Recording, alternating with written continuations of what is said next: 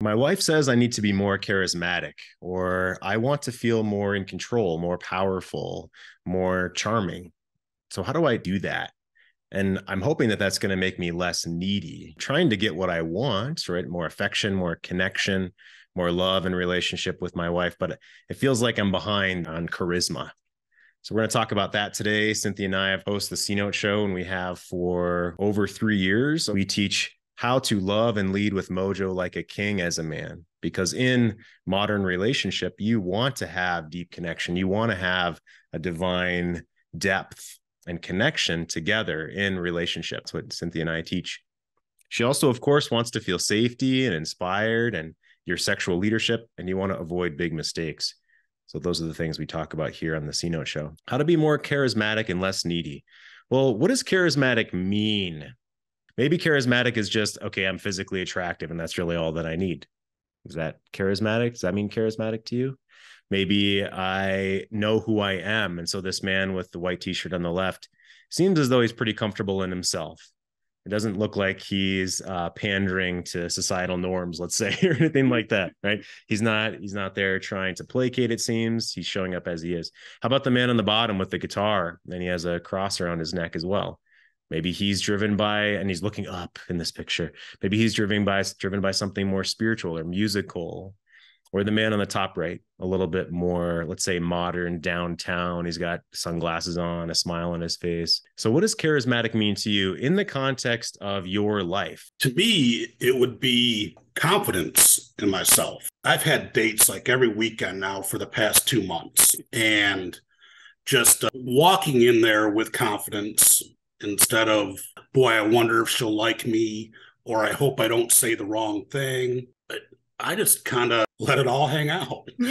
That's only acceptable in certain parts of the country to let it all hang out. Yeah, when it's 95, you don't have a choice. But no, not in that fashion. But just not being afraid of what they think of me, or even worried about or concerned about what they think of me. I'm just being me, and if they like it, cool. If they don't, so what? And that confidence, I guess, has given me charisma. Sure. So how have you gotten yourself to that spot? We've talked before in the past, of course, but so recently with these dates and such, how have you gotten yourself to that point of confidence? Just by doing it. You can't work on something if you don't do it. And I'm on Plenty of Fish and Match now, and like I said, I've been having dates virtually every weekend. And when I first started this, I was nervous. I haven't been in the dating world in 3.5 years. But then it just kind of clicked. I'm like, so the hell what if they don't like me? I want someone to like me for who I am, not who I'm pretending to be. I'm just, I'm happy by myself. And, but so I'm not being needy, not trying to be a people pleaser. I'm just being me, about the best way that I can put it. Yeah, that's well said. I've been showing this graphic over the past couple of weeks. It's called the results pyramid. And so you're giving yourself new experiences, right? Which is the bottom section of the pyramid, new experiences and gaining new beliefs in yourself that you don't need a woman to validate you necessarily. Like you're saying, you're happy with your own self. And so it's leading to this more charismatic, confident actions. And the results are that a woman can be attracted to you, the man that you are, or the results may be, hey, if we're not a match, that's fine. But the results aren't, okay, I'm becoming a people-pleasing, nice guy that's pandering to her. Yeah. Yep. And doing this dating has also helped me build and reinforce my boundaries. And I met this girl 2 weeks ago. I took her out on my boat, great way to meet somebody, put on a bikini top and let's go hit some waves and see what happens. And literally she was all over me. She liked my car, my house, my boat, where I lived, but there was just something odd about her that struck me. So I did a background check on her. Nice. And she ended up having 7 felony arrests. Oh my goodness. And had literally just got out of prison. Jeez. Which was why she was all over me, because she hasn't had anything in a while. I'm like, boy, we have a lot in common. But it was some things that she just said striked me wrong, and I've never done a background check on anybody before, but Hey, you know I'm that glad now I that you did. mention it, how many I've got a new task on my to-do list, felony background check. Okay. Yeah. Yeah, thanks. Good stuff, man. Absolutely. Well, your boundaries. So did you say something to her? How did you enact a Oh boundary? yeah. After I did the background check, I got a hold of her and said because she wanted to meet again right away, and I was honest. I said, look, you threw up some red flags that caused me to do a background check on you.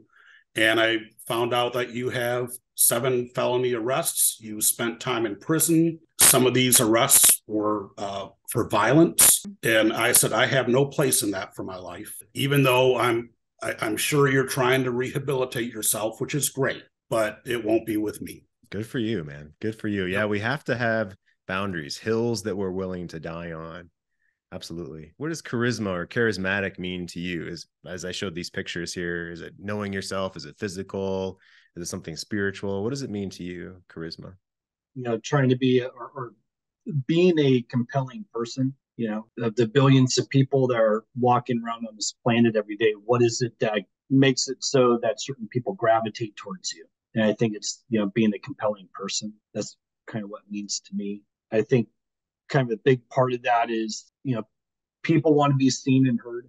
So I think being able to be present with somebody, listening to what they have to say, listening with the intent to learn, I think goes a long way of being compelling. The flip side of that is being a braggart or somebody who just talks nonstop and is not giving that other person space to be themselves. So for me, I think charisma is doing those things that creates attractiveness with other people, being compelling in this human experience, and I think listening is a big part of it. Yeah, that's well said. Have you questioned your charisma, how compelling you are in the world? Have you questioned that over the past couple of years? And where are you now in that idea?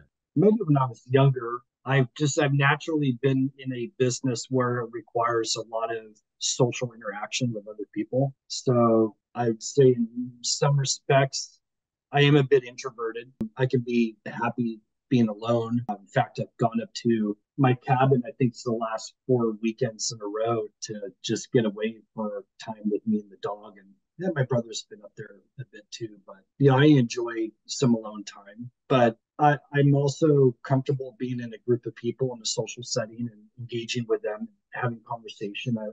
I enjoy learning new things or meeting people and having them share their experiences. It doesn't matter how old you are, you find out engaging in conversations with people, all sorts of interesting things.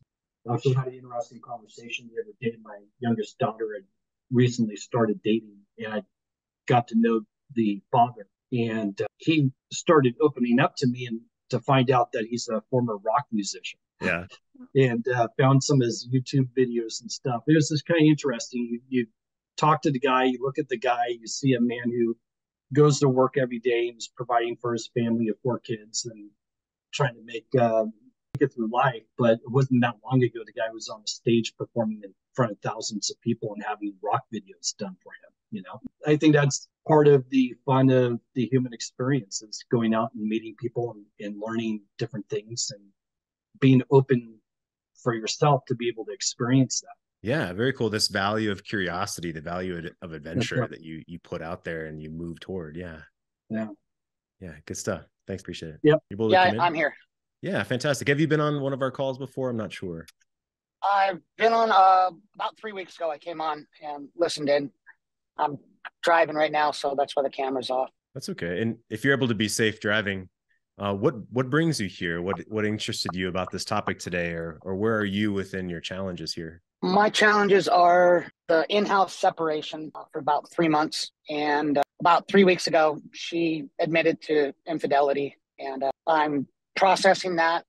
I asked for space myself to process that, and within a few days, I stood up to her and told her that I would forgive her, and that just gave me some time to process, and we can work through whatever challenges we need to work through. So I'm still kind of a sponge at this moment. Yeah, that makes sense. That makes sense. And I'd imagine, of course, it felt like your knees were taken out when you found this Oh yeah, out.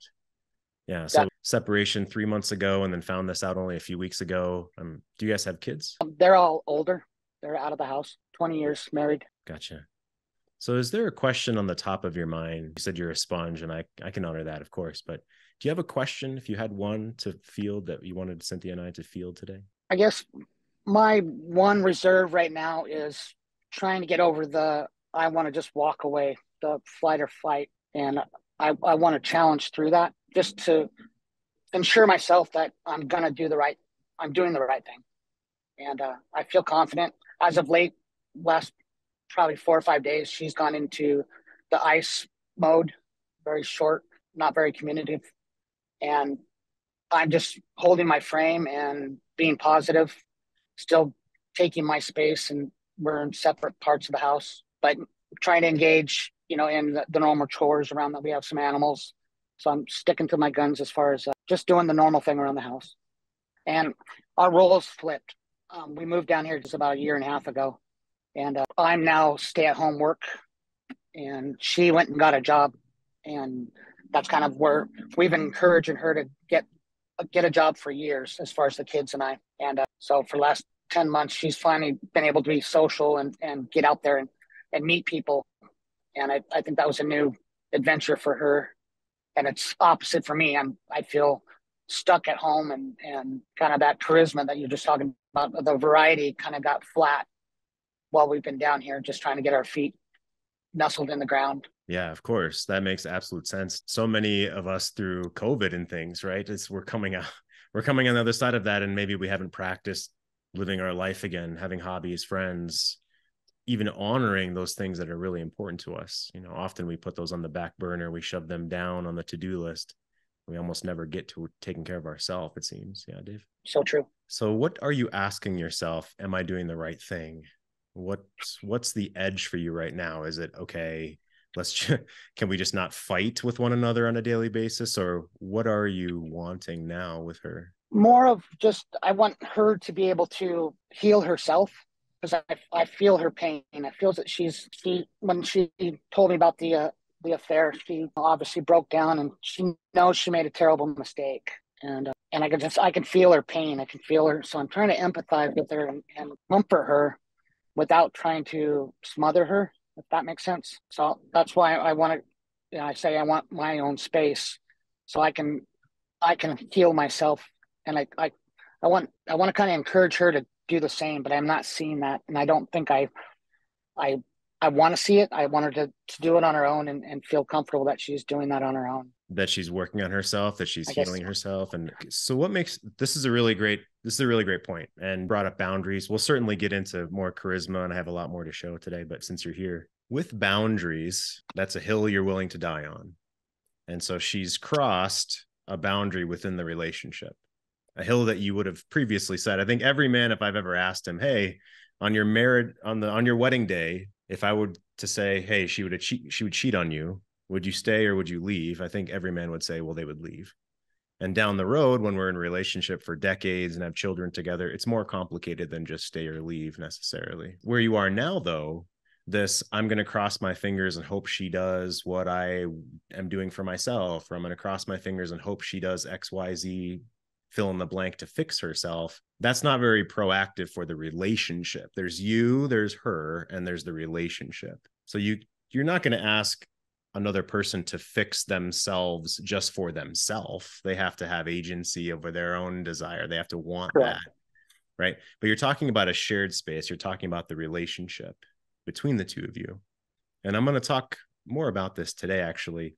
But I want to put the question in your mind, something that you can journal, a seed that can grow for you of what you do want her to do to step toward the relationship now that there's been a gigantic violation. Because part of our nice guy tendencies is just to cross our fingers and hope. And that's not it's not a great strategy. That's not very strong. Yeah. Right. Yeah. Thank you. So let me ask Cynthia about this. I was just doing research on this morning too, where a female psychologist I follow is saying along the lines of, if you don't have a boundary, if you don't have hills you're willing to die on, then the woman by sort of definition, cannot respect you because she knows that she could mistreat you as a man and you won't do anything about it, basically. And what happens down deep in a woman's heart and her soul when she knows, either because she's done something or because you're a doormat as a man, right? Talking about myself in the past.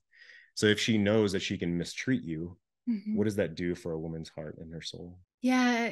And thank you so much for sharing what you've recently been through in relationship. That's just so rugged. And I so respect the space that you've taken for yourself and your, just even your intention of, hey, this part of me just wants to walk away, but I'm going to lean into the fire of this.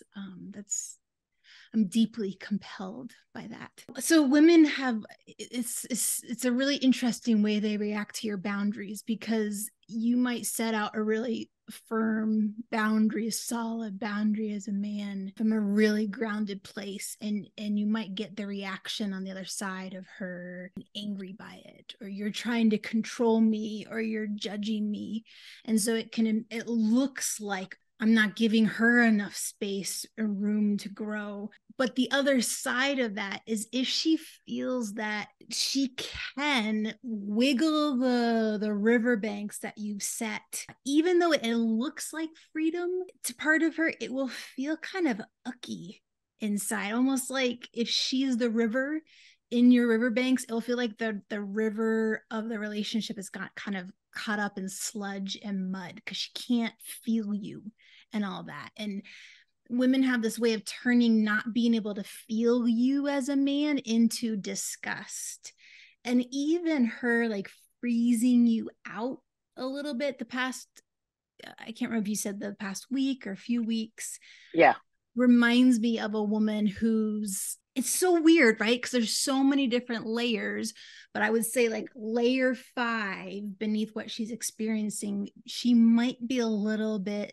disgusted with the fact that she got away with this, and she doesn't really feel the solidness of what you are willing to stand for in relationship and will only uphold in relationship now and going forward. Does that ring a bell with you at all or resonate at all? Yeah, I see more of shame in her demeanor and her iciness, just because we've always had that as a boundary for either one of us. We even wrote letters to each other before we got married 20 years ago about that would be the one deal breaker for us.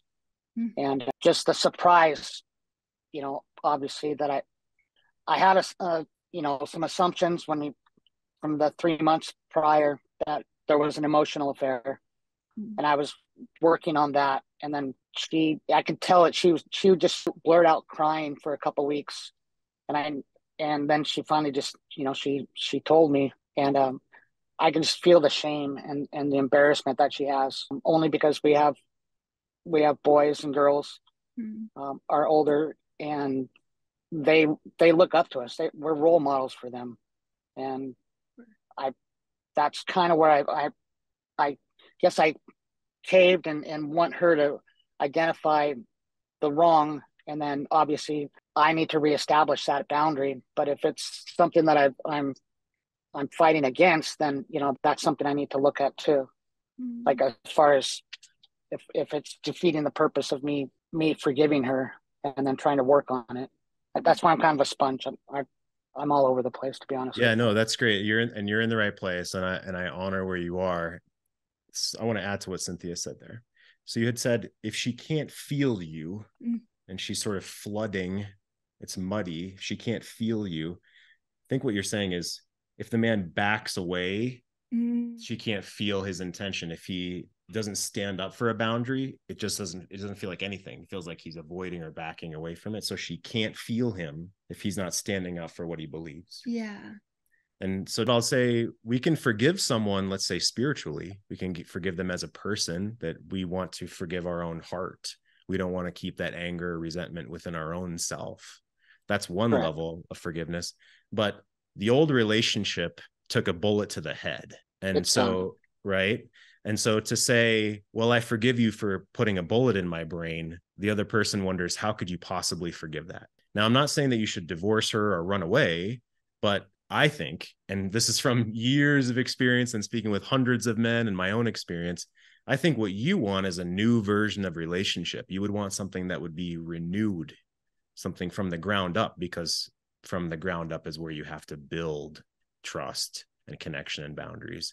So if you just try to like go back and forgive her, and that was established. Mm-hmm. That was established. Good. That our old 20-year marriage is done. It's over. And I said that. I said, I need time, and we need to fall back in love with each other, or even this is going to be a brand new relationship moving forward. Good for you. Good for you. And this is what I want you to think about for homework, which you and I can talk about one-on-one if you like. You know, you can reach out to us if you like. But your next homework is, what do I want her to do in the relationship, in the healing space between the two of us? Like specifically what you would want her to do. So think about that. Okay. Yeah. Good stuff. Thanks for being so open. And like Cynthia said, you're in a rough spot, and we honor you being here. Thank you both. Absolutely. All right, let's take a step forward, guys, into charisma, right? How to be more charismatic and less needy. I want to approach this from a higher level, a deeper level, a soul level, not just tactically. There's plenty of tactics on YouTube. Charisma on Command is a phenomenal YouTube channel where you can watch tactics all day, every day, if you wanted to. But to me, I want to go to the core of the problem. I want to go to the core of, well, how do we fix this? How do I be a different man with charisma, with confidence, and not have to rely on tactics, but actually be that man? So charismatic, the Oxford Dictionary definition, charismatic, exercising a compelling charm, which inspires devotion. Or charming is pleasant, attractive, could be polite, friendly. Or charm itself is you gain or influence by charm. You grow, you're in your influence, and you can delight those around you. You can control or achieve as if by magic. So we've got inspires devotion, pleasant, attractive. You can inspire the other person, you can achieve. So charming to me seems it's powerful. It's social integration. You feel powerful when you're charming. Helps you get your way, let's say. So here are the 3 key points we're going to go through right now quickly. I'll do this with Cynthia. How to be more charismatic and less needy. To me, first of all, we have to acknowledge, in relationship with the woman, which is what we're talking about, how do you value external beauty? How do you value the external beauty of a woman? As a young man, I never asked myself this question. It just seemed either obvious or automatic. But how do you value the external beauty of a woman? Second point, what else do you value and hold sacred? Naming what else you value and hold sacred. And thirdly, what are you attempting to get from her or from an interaction from her? Which, of course, if you're trying to get, that's akin to being needy. So how do we look at this in a slightly different way? What about value? What's value? The definition of a person's principles or standards of behavior, one's judgment of what's important in life, regard that something is held to be deserved, important, worthy, or useful of something, or considering to be important or beneficial. So what do you value? What do you consider to be important or beneficial? What do you hold of high import or worth? And how do you enact that within your standards of behavior? Let's say this is you on the left in the blue circle with the mustache, and this is her on the right on the pedestal, right? So this is going to lead to needy behavior, pedestalizing her, not having boundaries, nice guy, thinking that she should never be upset. And if she is upset, it's my fault. If I stand up for something, she's just going to push back and I'm going to cave because I'm putting her on a pedestal. I'm seeing her as more important than me. I'm not worthy of being respected or equal in relationship, or my boundaries are just blown over and I just have to take it because that's how it is. She's of more value than me. How about this way, right? This is more of controlling her. This is where terms of like toxic masculinity come into play. We don't want that either. We want a level relationship where we feel equal and trusting and honoring of each other. Still masculine and feminine, which Cynthia and I teach all the time. Still you're masculine, grounding, confident, and she's still feminine of wanting connection and open. Doesn't mean that the two of you don't hurt each other in relationship. We hurt each other a lot accidentally. But there's also this idea of growing toward one another. Now, what else do you put on a pedestal aside from her, let's say, or what else is equal? If you're both on a pedestal, you value both of you, What else do you value? Maybe it's your children, maybe it's your particular line of work, maybe it's your spiritual connection, maybe it's your time with friends, time alone, time at the gym. And how about if I put this in a different way?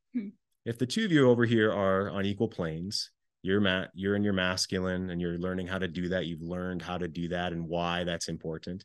She's in her feminine. You can guide her more and more into her feminine, dropping her masculine, shielding her shells on the outside. And you can lead her into more healing the space in between the two of you. So over on the right here is a pedestal with, well, what is important to you? A divine, balanced relationship, your kids, your work, your spiritual beliefs, your spiritual life, and your time. And those are things that you, quote unquote, put on a pedestal, but neither you nor her are on a pedestal. Your values, your beliefs are what you hold dear.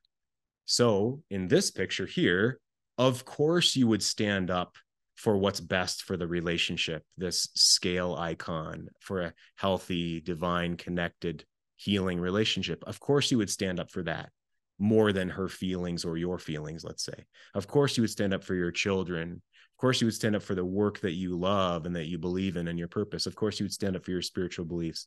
Of course you would stand up for your time that you spend at the gym, time together, time apart, time with friends. Of course you would stand up to those things in this picture. And this is what I encourage you to consider. So how do I be more charismatic? Well, it's not that obviously we're not putting her on a pedestal. Okay. We're not going to be able to be charismatic in that spot. We're not seeing as ourselves are better than her, right? We're not trying to be an asshole and swing the pendulum all the other way. We want to feel on a level playing field, masculine and feminine, and that you do have other important values that you hold dear above just your short-term feelings or above her immediate complaint.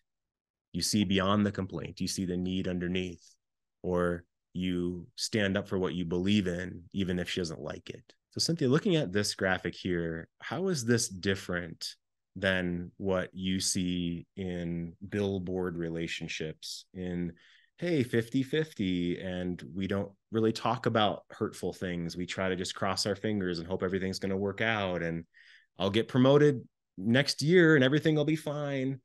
How is what we teach, how is this view different than the bland 50-50 relationship that we see? I mean, I really appreciate the visual of that. And I just want to put out there that I know sometimes shifting dynamics, even taking her off the pedestal and realizing that other things need to be on the pedestal, it can be very painful and unsettling. And even as a woman, if she experiences that shift in dynamics, there might initially be a feeling of unsettledness because there's been a status quo, even though it's been kind of numbed out and unexciting and just the same thing day after day. I would say when we fall into 50-50, when there isn't kind of this appropriate calibrated attribution of where we value things, women really start to experience relationship as just one long road ahead. They can't again really feel you, even if you put them on a pedestal,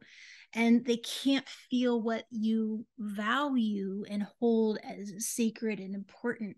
And so for the feminine who really thrives on the ups and downs of emotion, of ceremony, of marking time with you having important things and she having important things, and then you cultivating things together, relationships are to become really dull. And that's when it's very easy for a woman to project onto you that there's something wrong with the relationship, something wrong with you, something's not making her happy, but she can't put her finger on it. Sure. So give us some examples, right? If I share the screen again, what are some examples that keeps things inspiring or moves toward adventure, inspiration in the relationship? And when she sees her man moving toward these things. Yeah, I mean, well, the first thing, I love the visual of it's not her on a pedestal and the masculine down here, and it's not the vice versa, that there's both very important energies that you bring to relationship. That is exciting to a woman because she can feel that you value her for her, not the false facade that she puts on, just the exterior, not the if she acts perfect, she'll receive your love, not that you really don't see her, that you really know and experience and value the core of her. And then vice versa, your core of masculinity, what you bring to the table that's totally different than her, gives polarity, gives magnetism, gives excitement, and again, helps a woman feel seen and heard and understood. And when she has that, all these other things, the value of kids, the how you value your work and purpose, the value of time has an extra sparkle to it, has more meaning to it, has more specialness to it. And it's not just checking off boxes, which again, just utterly decimate natural bloom of feminine energy. So what do you mean by her core? Like you said her core. Okay. So what is her core? What does her core mean? It's positive things, but also shadow parts of herself. I'm assuming it's who she is in her good and in her challenges. Not that she punishes you as a man for her challenges, but that you see value in all of the shades of good, bad, ugly, and otherwise. So say more about that, how she wants to see you honor her core, appreciate her core. Yeah, I think women can be master shapeshifters because they're often trying to hide their core. They're trying to hide the less than perfect parts of themselves. And then they get angry at the people who are not paying attention. They get heartache that the masculine in their life doesn't actually see the shadow parts of them, the hurt parts of them, the fiery parts of them that come out. A woman really wants those at a very deep spiritual level to have purpose in relationship. She wants to be an ignition of change and transformation. She wants even her most shut down little girl self to be witnessed and to be an important energy in the evolution of two people together. The worst is if she shoves that down or keeps living the story of someone else telling her to shove that down. And then years go by, and then suddenly this thing that she's shove comes out in really not wonderful ways, or ways that are disrespectful to your relationship. Yeah. And so in our other videos and our one-on-one coaching and in our group coaching, we teach also the tactics of how to do that, how that she can feel, and you can bring her to be the ignition of adventure. And that all of these are seeds to grow the fruitful garden of within your relationship of her, of yourself. We have about 3 more minutes left on this call. If you're sitting there with a question, I want you to unmute yourself and come on in, please. What would you like to ask about this? We have here Cynthia here on this call, so jump on in. I don't have a question, but who was talking earlier, who was sharing his experience. I just want to share with you, you're not alone. I know you're walking some pretty hard miles right now. And I've been in your position. I also discovered a relationship and was also living together with my wife during the separation divorce process. And I know how difficult it is. Just want to let you know you're not alone in that journey. Yeah, thank you. All right, guys, maybe you have something that's too private for you and you want to reach out to us directly. Certainly post on the forum, reach out to me. You can talk with myself or Cynthia if you want to request one of us, right? Our website, greatmenmovemountains.com. Got lots of info there, links to our over 400 video YouTube channel. Great Men Move Mountains is our YouTube channel. Or reach out to us, greatmenmovemountains.com/Facebook is our Facebook group. Appreciate you guys. We'll see you next week, same time. Thanks, Cynthia. Thank you.